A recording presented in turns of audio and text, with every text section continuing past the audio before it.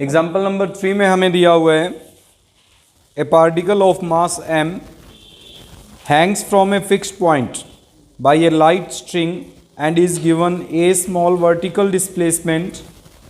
If L is the length of the string in equilibrium position and n be the number of oscillations per second, show that the natural length of the string is. m द्रव्यमान का एक कण हल्की डोरी द्वारा एक स्थिर बिंदु से लटका हुआ है तथा इसे लघु ऊर्ध्वाधर विस्थापन दिया गया है। यदि संतुलन की अवस्था में डोरी की लंबाई L हो तथा दोलन आवृत्ति n प्रति सेकंड हो तो सिद्ध कीजिए कि डोरी की स्वाभाविक लंबाई इतनी होगी। सबसे पहले जैसा कि क्वेश्चन में दिया गया है, एक डोरी है, सपोज करते हैं OA लेंथ की एक डोरी। इस OA लेंथ की डोरी पर m द्रव्यमान का एक कण बांधा गया। कण बांधने के बाद इक्विलिब्रियम की कंडीशन बन गई। इस इक्विलिब्रियम की कंडीशन में O से लेकर B तक की जो लेंथ है वो L दी हुई है हमें। उसके बाद में इसको लघु विस्थापन यानी बिल्कुल छोटा सा विस्थापन देते हुए और छोड़ दिया गया है, यानी पॉइंट C तक ले जाकर इसको छोड़ दिया गया है। लेट कर लेते हैं कि किसी टाइम t पर इसकी जो स्थिति है वो B से x डिस्टेंस पर है, टाइम t पर हम कंसीडर कर रहे हैं। तो हमें इसकी स्वाभाविक लंबाई ज्ञात करनी है जबकि आवृत्ति दी हुई है, यानी फ्रीक्वेंसी गिवन है इसकी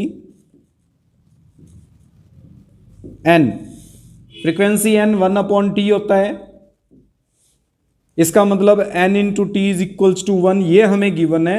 इसका यूज करते हुए हमें इसकी ओरिजिनल लेंथ क्या है वो कैलकुलेट करनी है।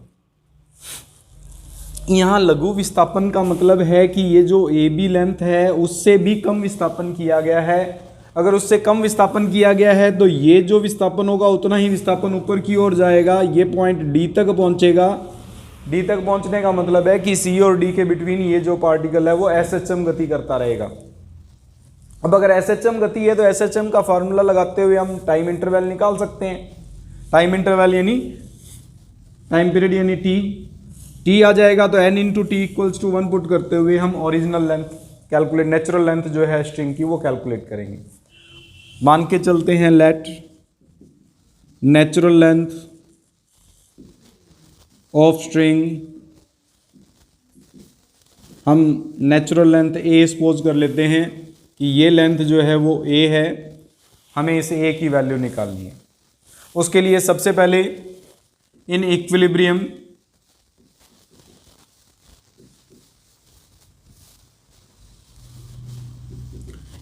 में क्या है, जो टेंशन क्रिएट होगा वो mg के इक्वल होगा। हुक नियम के अनुसार जो टेंशन क्रिएट हुआ है वो lambda into L minus A upon A के इक्वल है। क्योंकि ये टोटल लेंथ L है, ये A है, तो एक्सटेंशन जो हुआ वो हमारे पास L माइनस ए होगा। विस्तार जो उत्पन्न हुआ वो L माइनस ए है, A से B तक का। और अगर ये L माइनस ए है तो विस्तार बटे वास्तविक लंबाई, स्वाभाविक लंबाई जो है हमारे पास, उसी से टेंशन को रिप्रेजेंट किया जाता है। यहाँ से हम लैम्डा की वैल्यू निकाल सकते हैं। Lambda equals to mg a upon L minus A. लघु विस्थापन किया गया, लघु विस्थापन करेंगे तो गति की समीकरण बनेगी m d2x by D T square equals to M G minus lambda into, अब विस्तार जो उत्पन्न हुआ, पहले विस्तार था L माइनस ए, उसमें x और ऐड हो गया। इसका मतलब यहाँ पे विस्तार आ जाएगा L minus A plus X upon A. Solve करेंगे m d2x by D T square equals to M G minus lambda L minus A upon A minus lambda X upon A. ये दोनों इक्वल हैं। यहाँ पे हमने condition लिखी थी कि M G is equals to lambda into L minus A upon A. इसी से ये दोनों कैंसिल आउट हो जाएंगे।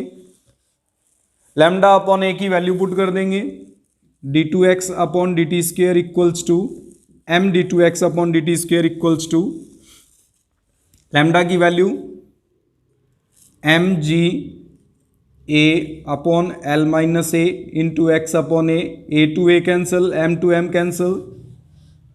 जो इक्वेशन बची है वो हमारे पास है D two X upon D T square is equals to minus ji upon L minus A X, जो कि एक एस एच एम गति को व्यक्त करता है। अगर एस एच एम गति को व्यक्त करता है तो इसका आवर्तकाल यानी टाइम पीरियड जो होगा 2 pi upon under root mu.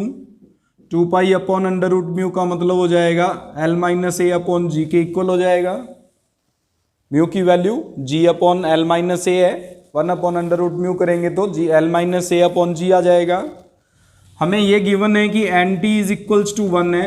अगर n t equals to 1 put करेंगे तो ये बन जाएगा 2 pi N under root of L minus A upon G is equals to 1। Squaring both the side 4 pi square N square upon G into L minus A is equals to 1।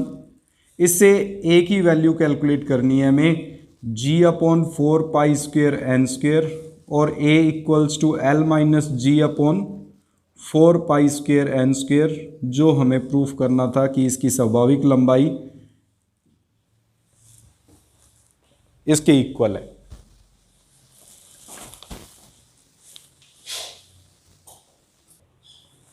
Next example number 4, A light elastic string of natural length L has one extremity fixed at a point A and the other attached to the stone, the weight of which is equilibrium, would extend the string to a length L, so that if the stone be dropped from rest at A, it will come to instantaneous rest at a depth under root of L1 square minus L square below the equilibrium position. L स्वाभाविक लंबाई की किसी डोरी का एक सिरा बिंदु A पर स्थिर है, दूसरा सिरा एक पत्थर से बंधा हुआ है जिसका भार संतुलन की अवस्था में डोरी को L1 लंबाई तक बढ़ा देता है। सिद्ध कीजिए कि यदि पत्थर एक से विरामावस्था से गिराया जाए तो वह संतुलन की स्थिति में से under root L1 square minus L square नीचे आकर तत्काल विरामावस्था में आ जाएगा। तो क्वेश्चन के अनुसार एक पत्थर बांधा गया है, पत्थर हमारे पास कुछ इस प्रकार से इसमें अटैच किया गया है कि ए पॉइंट पर फिक्स है और इसकी लंबाई जो है स्ट्रिंग की वो एल के इक्वल है। यहां पर पत्थर बांध दिया जिसका द्रव्यमान मान लेते हैं m है, और ये द्रव्यमान के कारण इसमें जो संतुलन की अवस्था में विस्तार है वो C पॉइंट तक होता है, और ये C पॉइंट पर जो इक्विलिब्रियम की कंडीशन बन रही है वहां पर हमारे पास इसमें जो टोटल विस्तार उत्पन्न हुआ या स्ट्रिंग की जो लेंथ बन गई वो L1 है। ठीक है, अर्थात B से C तक की जो लेंथ होगी वो कितनी हो जाएगी, L1 माइनस L के इक्वल आ जाएगी। अब पत्थर को क्या किया गया है, यहां से ड्रॉप किया गया है A पॉइंट से। अब A पॉइंट से जब ड्रॉप करेंगे तो सबसे पहले यहां पर वेग 0 है, क्योंकि जब ड्रॉप कर रहे हैं तो उस समय वेग 0 होगा। 0 होने के बाद में जब नीचे की ओर गति करेगा तो B पॉइंट तक तो स्ट्रिंग है, रस्सी है, और वो रस्सी ढीली है, उसके कारण गति नहीं है, सिर्फ गुरुत्वाकर्षण के कारण है, क्योंकि किसी वेग से नहीं फेंका गया। यहां पे कण था, इस कण को यहां से छोड़ दिया। अगर कण को छोड़ेंगे तो यहां से जो गति उत्पन्न होगी वो तो सिर्फ गुरुत्वाकर्षण के अधीन होगी, लेकिन जैसे ही वह बी पॉइंट पर पहुंचेगा इस m द्रव्यमान के कारण एक तो वेग उत्पन्न हो गया उसमें, एक ये m द्रव्यमान का कण भी बंधा हुआ है, इस कण के कारण नीचे की ओर गति करेगा। नीचे की ओर गति करेगा तो जो रस्सी थी उसमें तनाव उत्पन्न होने लग जाएगा। ये m द्रव्यमान का कण C बिंदु तक तो ले आएगा इसको, लेकिन C बिंदु पर भी आकर इसका वेग 0 नहीं होगा। वो क्या करेगा, और आगे की ओर जाएगा, और आगे जाएगा तो यहां से आगे अगर वो नीचे की ओर खिसकता है तो हमें ये प्रूफ करना है कि इक्विलिब्रियम की कंडीशन के बाद इसके द्वारा ये जो डिस्टेंस तय की गई है वो under root of L1 square minus L square के बराबर है। ये हमें सिद्ध करना है। ये तय की गई दूरी जो है C से D तक की वो इस दूरी के बराबर आएगी, ये हमें सिद्ध करना है। इसमें क्वेश्चन समझ में आया? कोई डाउट क्वेश्चन के अंदर? भी ए से कण को घेरा गया, गुरुत्वाकर्षण के अधीन बी तक गति करेगा, यहां पर गति होने के कारण वेग उत्पन्न होगा, वेग होने के कारण यहां से आगे चलेगा, आगे m द्रव्यमान का कण था वो भी बाहर नीचे की ओर है, इसलिए इस रस्सी में फिर से तनाव उत्पन्न होगा और सी बिंदु तक आएगा वेग होने के कारण। यहां आकर वेग जीरो नहीं होगा, वेग जीरो नहीं होगा तो इसके कारण और आगे गति करेगा और डी बिंदु पर आकर इसका वेग शून्य हो जाएगा। अगर डी बिंदु पर आकर इसका वेग शून्य हो जाता है तो हमें यह सिद्ध करना है कि सी से डी तक जो अतिरिक्तम है इसमें विस्तार उत्पन्न हुआ वो वेग के कारण उत्पन्न हुआ है, वो √L1² माइनस L² के बराबर है। सबसे पहले ए से बिंदु ए से बी के लिए, ए से बी में हुआ क्या है, सिर्फ गुरुत्वाकर्षण के अधीन गति हुई है। अगर गुरुत्वाकर्षण के अधीन गति उत्पन्न हुई है तो उस स्थिति में उसका वेग जो है वो बी बिंदु पर कितना होगा वो हम ज्ञात कर रहे हैं। वेग के लिए हमारे पास सूत्र था एक, कौन सा, इक्विलिब्रियम की कंडीशन में ये फॉर्मूला था v² is equals to u² plus 2gh। नीचे की ओर गति है इसलिए प्लस का आएगा, ऊपर गति होती तो माइनस का आता है। h हाइट है, जितनी दूरी उसने तय की है। यहां पर अगर अब b पॉइंट पर वेग निकालें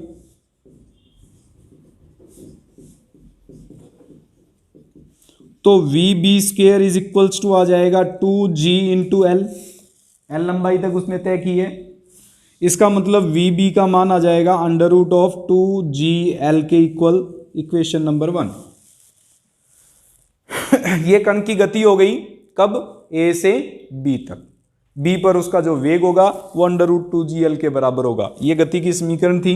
प्रारंभिक वेग 0 है क्योंकि विरामावस्था से गिराया जा रहा है A बिंदु से, इसलिए इसका वेग u का मान 0 होगा और h की वैल्यू l के इक्वल, l बिंदु तक वो गुरुत्वाकर्षण के अधीन गति कर रहा है। इसके बाद में C पॉइंट पर इक्विलिब्रियम बन रहा है, तो संतुलन की अवस्था में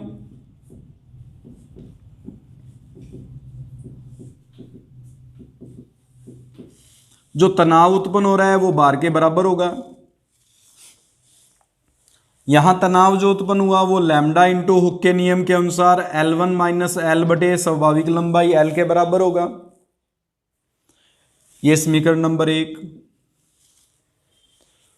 लेकिन B के बाद की गति की अगर बात करें, माना किसी समय t पर उसकी द्वारा तय की गई दूरी हम मान के चलते हैं x है, तो उस स्थिति में गति की समीकरण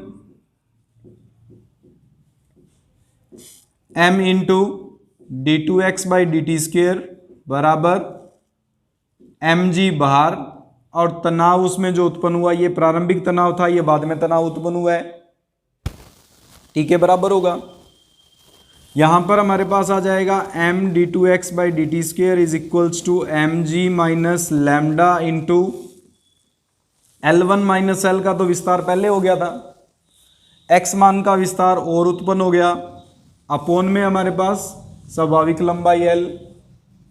सॉल्व करेंगे तो m d2x/dt² is equals to, ये पार्ट कैंसिल हो जाएगा, माइनस का लैम्डा x अपॉन L के इक्वल आ जाएगा। इससे लैम्डा की वैल्यू अगर पुट कर दें, m d2x/dt² is equals to minus lambda की value mgl upon L1 minus L into X upon L, L से L कैंसिल, m से m कैंसिल, इसको हम v dv अपॉन dx लिख सकते हैं equals to minus g upon L1 minus L into X की form में लिखा जा सकता है।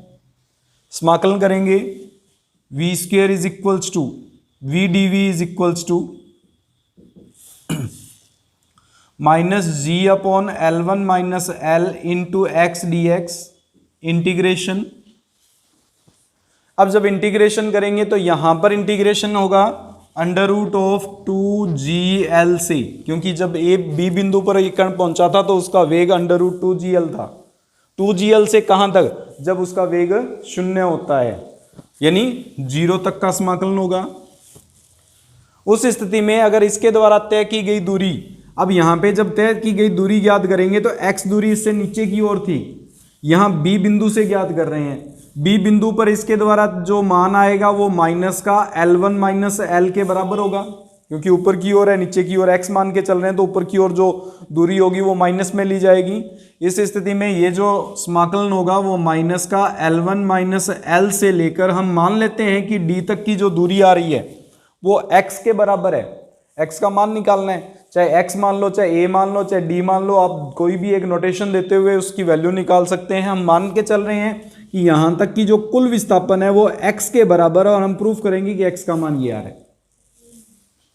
a मान लेते हैं, a मान लेते हैं, माना इसके द्वारा जो विस्थापन उत्पन्न हो रहा है वो a के बराबर है।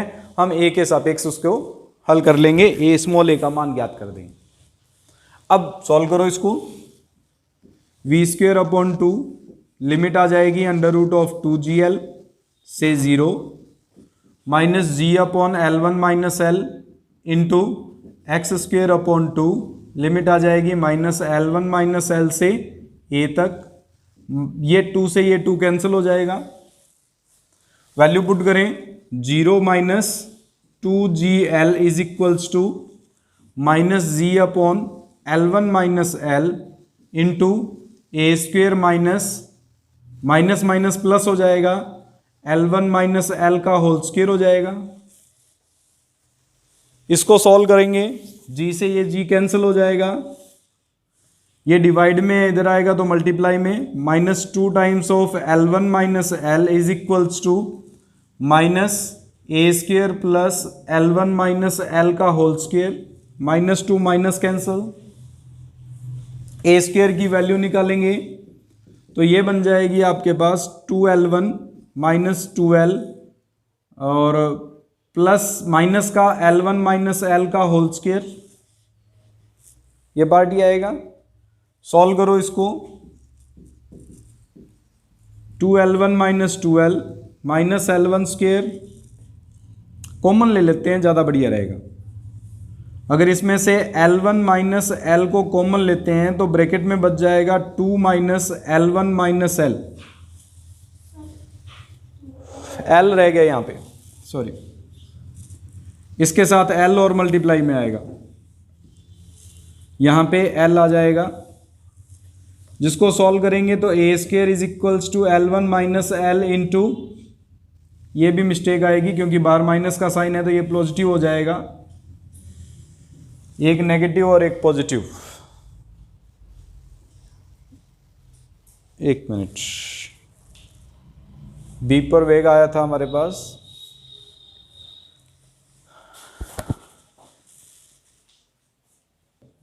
ये लोअर लिमिट पुट कर रहे थे लेकिन इसका स्क्वायर कर रहे हैं तो ये तो नेगेटिव पॉजिटिव हो जाएगा, लोअर लिमिट के कारण ये नेगेटिव साइन आएगा, नेगेटिव साइन के अकॉर्डिंग ये पॉजिटिव हो जाएगा। अगर ये पॉजिटिव होगा तो ये प्लस का L1 और माइनस का L बनेगा जो L माइनस L1 को शो करेगा, L1 माइनस प्लस L को रिप्रेजेंट करेगा। अगर a की वैल्यू निकालेंगे तो under root of L1 square minus L square बनेगी, प्लस जो हमें प्रूफ करनी थी।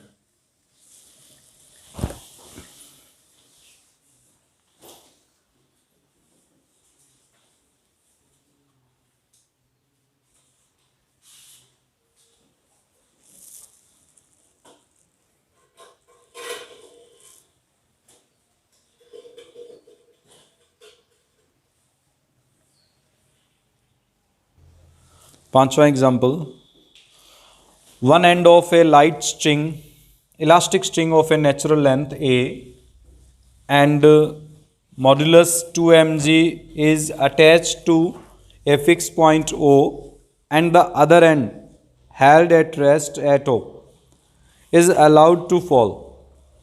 Find the greatest extension of the string and show that the particle will reach O again after a time. ये time given है, हमें ये proof करना है कि इस टाइम के बाद में वो वापस ओ पर पहुंचेगा। एक प्रत्यास्थ डोरी की स्वाभाविक लंबाई a, प्रत्यास्थ मापांक 2 mg है।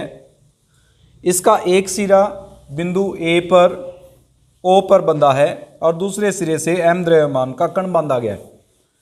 कण को दो बिंदु को बिंदु ओस पर ले जाकर विरामावस्था से गिराया जाता है। डोरी का उच्चतम विस्तार ज्ञात कीजिए और सिद्ध कीजिए कि कण वापस ओ बिंदु पर निम्न समय के पश्चात लौटेगा। दो पार्ट दे दिया हमें। एक पार्ट तो सेम है जो एग्जाम्पल नंबर हमने अभी अभी 4th में किया था कि मैक्सिमम विस्तार कितना उत्पन्न होगा वो हमें कैलकुलेट करना है, एक्सटेंशन कितना हुआ मैक्सिमम वो हमें कैलकुलेट करना है, और एक हमारे पास इसमें टाइम पीरियड कैलकुलेट करना है कि टाइम पीरियड कितना लगेगा। तो सबसे पहले एक ओ बिंदु पर डोरी बंधी हुई है, ए बिंदु तक इसकी स्वाभाविक लंबाई है, इसकी स्वाभाविक लंबाई ए गिवन है, इसका मतलब यहां तक ए है। इसमें प्रत्यास्थता मापांक यानी लैम्डा का जो मान है वो 2 mg के बराबर है, ये हमें गिवन है। इसका एक सिरा स्थिर बिंदु ओ पर बंधा हुआ और m द्रव्यमान का कण यहां पर लगाया हुआ है। संतुलन की अवस्था में अगर ये बी बिंदु तक पहुंचता है तो और कण को ओ से नीचे की ओर फेंका जा रहा है, विरामावस्था से नीचे की ओर कण की गति उत्पन्न हो रही है। अगर मान के चलें कि इसमें जो विस्तार उत्पन्न हो रहा है वो बी के इक्वल है और विस्तार होने के बाद में जब इसको कण को यहाँ से विरामावस्था से नीचे की ओर फेंका जाता है या छोड़ा जाता है तो उस स्थिति में अधिकतम विस्तार सी उत्पन्न हो जाता है नीचे की ओर। तो हमें ज्ञात करना है इसमें एक तो जो बी से लेकर ए से लेकर और डी तक की जो तय की गई दूरी है वो हमें ज्ञात करनी है कि ए बी और बी सी जो दूरी है वो कितनी आएगी, यानी ये कुल विस्तार कितना हुआ वो हमें ज्ञात करना है। फिर कण यहाँ पर आने के बाद फिर से 0 हो गया, उसके बाद में वापस ओ तक जाएगा।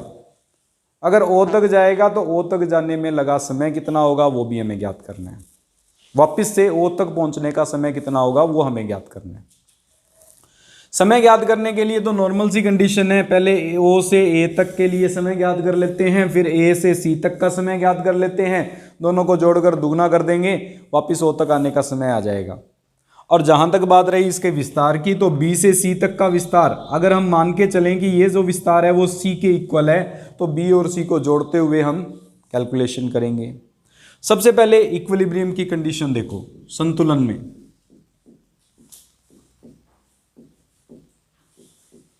अगर संतुलन की अवस्था की बात करेंगे तो संतुलन की अवस्था में जो mg बाहर है वो तनाव के इक्वल होगा, तनाव lambda into B upon A के इक्वल आएगा। लैम्डा की वैल्यू हमें 2 mg गिवन है, b अपॉन ए के इक्वल, mg से mg कैंसिल हो जाएगा, b की वैल्यू आ जाएगी a अपॉन 2, यानी ये स्ट्रिंग की जो लेंथ है उसकी a/2 दूरी तक विस्तार उत्पन्न हो रहा है इस द्रव्यमान m के कारण। उसके बाद में गति की समीकरण, गति की समीकरण ए से बी के लिए निकालते हैं। सबसे पहले अगर ए से बी के लिए ज्ञात करेंगे वही प्रारंभिक वेग 0 है तो जो हमने उस एग्जांपल में किया था v square is equals to u square plus 2gh की जगह पर a आ जाएगा इस बार, क्योंकि इस स्ट्रिंग की लंबाई a है हमारे पास। v is equals to 2ga या v को बी पॉइंट पर ए पॉइंट पर हम वेग निकाल रहे हैं तो ए पॉइंट पर जो वेग होगा वो अंडर रूट ऑफ 2ga के इक्वल होगा। अब गति की समीकरण ए से सी तक, ए से सी तक की गति की समीकरण निकालेंगे तो वो हमारे पास m d2x by D T square equals to जो हमारे पास इक्वल पार्ट में आएगा वो होगा mg माइनस तनाव, mg माइनस तनाव, ये प्रारंभिक तनाव था, ये अंतिम तनाव हमारे पास जो उसमें उत्पन्न हो रहे हैं, ये इक्वल आ जाएगा m d2x by D T square is equals to mg minus lambda into B plus X upon A के इक्वल। हम मान के चलते हैं किसी समय t पर इसके द्वारा जो विस्तार उत्पन्न हुआ वो x मान के बराबर है तो उस स्थिति में b प्लस एक्स माना जाएगा। इसको जब सॉल्व करेंगे तो m d2x by D T square is equals to minus lambda X upon A बच जाएगा क्योंकि lambda b upon A mg से कैंसिल हो जाएगा, दोनों इक्वल हैं। लैम्डा की वैल्यू पुट कर दें तो d2x by D T square is equals to minus ji upon A 2g upon A X आ जाएगा, क्योंकि लैम्डा की वैल्यू 2mg पुट करेंगे, m से m कैंसिल हो जाएगा, 2g बचेगा। इसके लिए v dv upon D X is equals to minus 2g upon A X, या V D V is equals to minus 2g upon A into X के equal हो जाएगा। अब यहां पे हमारे पास सबसे पहले विस्थापन ज्ञात करें। विस्थापन ज्ञात करेंगे तो समाकलन कर देंगे, इसका समाकलन हो जाएगा v square upon 2 equals to minus 2g a upon A x square upon 2 plus any constant, 2 से 2 कैंसिल हो जाएगा। इसमें यहां पर हमारे पास आ जाएगा जब x is equals to minus b, यानी a अपॉन 2 इस पॉइंट पर है, a पॉइंट पर की बात कर रहे हैं, यहां पर x की विपरीत दिशा में है, माइनस बी होगी, b का मान a अपॉन 2 निकाला था इसलिए माइनस a अपॉन 2। तो यहां पर जो वेग था वो किसके इक्वल था, अंडर रूट ऑफ 2ga। अगर ये वैल्यू पुट करें इसमें तो ये बन जाएगा 2ga is equals to minus 2g upon A into A square upon 4 plus C, A से ए कैंसिल हो जाएगा, ये 2 टू द 4 कैंसिल हो जाएगा, ga अपॉन 2 और ये 2ga बन रहा है, इस तरफ आएगा प्लस में आ जाएगा, 5ga अपॉन 2 बन जाएगा। ये c की वैल्यू पुट कर दें तो यहाँ पे आ जाएगा आपके पास V square is equals to minus 2g upon A into X square plus 5ga upon 2 के इक्वल। इसमें x का मान निकालना है। जब v इज इक्वल्स टू 0 है तो x is equals to c के लिए कंसिडर करेंगे, ये पॉइंट के लिए हम कंसिडर कर रहे हैं। अगर इस पॉइंट के लिए कंसिडर करेंगे तो minus 0 is equals to minus 2g upon a c square plus 5ga upon 2, c square is equals to 5ga upon 2 into a upon 2g, g से g कैंसिल, c की वैल्यू आ जाएगी under root 5a upon 2। Total extension, कुल विस्तार, वो हमारे पास equal होगा b प्लस सी के। b का मान हमने निकाला था a अपॉन 2, इसका मान अंडर रूट 5a अपॉन 2, यानी 1 plus under root 5a upon 2। एक पार्ट इसका सॉल्व कर दिया हमने जिसमें हमें टोटल विस्तार ज्ञात करना था। अब हमें निकालना है इसमें टाइमिंग। टाइम कैसे निकालें? सबसे पहले o से a तक का टाइम निकाल लेते हैं, फिर इस v की जगह पर हम वैल्यू पुट कर देंगे, यहां से v की वैल्यू निकाल के स्क्वायर रूट में आ जाएगा, dx by D T put कर देंगे, फिर से इंटीग्रेट करेंगे, वो इंटीग्रेशन होगा माइनस a अपॉन 2 से लेकर c का मान हमने अभी अभी निकाला है अंडर रूट 5a अपॉन 2 तक। इंटीग्रेट करेंगे, t की वैल्यू आएगी वहां तक की, t1 और t2 दोनों को ऐड करते हुए अगर 2 टाइम्स करेंगे तो टोटल टाइम आ जाएगा। एक बार ये ट्राई करके देख लेना। o से a तक का समय कैसे ज्ञात करें? o से a तक का समय वो और बता देता हूं पहले मैं। o से a तक का समय कैसे ज्ञात होगा इसमें? तो o से a तक का जब समय ज्ञात करेंगे, o से a का समय सूत्र लग जाएगा। सूत्र कौन सा? v is equals to u plus g t. प्रारंभिक वेग 0 है, अंतिम वेग जो है हमारे पास अभी अभी हमने कैलकुलेट किया था, कितना था? Under root 2ga। तो ये बन जाएगा under root of 2ga is equals to G T, यानी t की वैल्यू आ जाएगी under root two 2a upon G. ये o से a तक का समय आ गया। a से c तक का समय, इसको अंडर रूट लेते हुए, यानी v की वैल्यू डाउनवर्ड जा रहा है, x का मान बढ़ता जा रहा है, x का मान बढ़ता जा रहा है, तो उस कंडीशन में पॉजिटिव लिया जाएगा। पॉजिटिव लेंगे तो इसमें से कॉमन ले लीजिए, एक तो आ जाएगा g अपॉन a कॉमन ले लेंगे, 2b कॉमन ले लेते हैं, 2g अपॉन a, यहां पे आ जाएगा अंडर रूट में, ये भी अंडर रूट में आएगा, 5a square upon 4 minus x square. इसको dx बाई dt लिखते हुए dx के अपॉन में तो आ जाएगा under root of 5a square upon 4 minus x square, और इसके साथ मल्टीप्लाई में under root a upon 2g बनेगा इक्वल्स टू टाइम। टाइम की वैल्यू हो जाएगी हमारे पास dt। इसका समाकलन करने पर ये 0 से लेकर t1 t2 तक, और यहाँ पे समाकलन हो जाएगा हमारे पास कहाँ से कहाँ तक, x की वैल्यू माइनस a अपॉन 2 से लेकर, और ये वैल्यू आ जाएगी 5 अंडर रूट 5 a अपॉन 2 तक। यानी यहाँ से लेकर इस पॉइंट तक के लिए टाइम कितना लगा वो कैलकुलेट करेंगे। t2 का मान आ जाएगा इससे, t2 का मान और t1 का मान जो ऊपर निकाला है दोनों को जोड़कर और उसका दुगना कर देना, आपके पास टोटल टाइम आ जाएगा जो वापस ओ तक पहुंचने का समय होगा।